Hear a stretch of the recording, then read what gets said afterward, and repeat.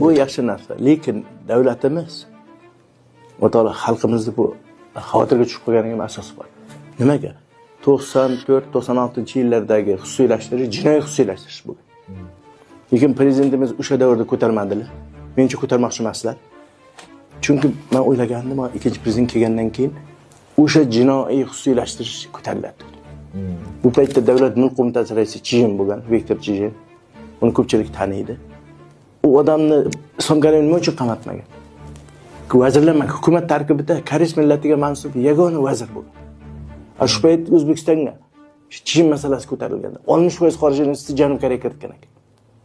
Prezident koreyslarning aholi yomon bo'lib qolishidan xavotirlanib Islom Karimov Chijinni qamatmagan. U o'sha katta sura qamalib ketaydi odam. Shu xususiylashtirishga qilgan jinoyatlari uchun.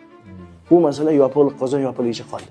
Hozir xalqimizning xavotiri shundaki, bu O'zbek neft gaz, o'z kimyo sanoatida bu gigant, kulchivoy tarmoqlardagi xoldinglarni xususiylashtirsak, yana u noqonuniy jinoiy yo'l bilan ayrim shaxslarning qo'liga o'tib ketmasmi degan xavotir bor. Chunki bu xavotir o'rinli. Birinchi prezidentimiz paytidagi xususiylashtirishning katta qismi jinoiy xususiylashtirish bo'lgan. Lekin ikkinchi prezident buni ko'tarmadi.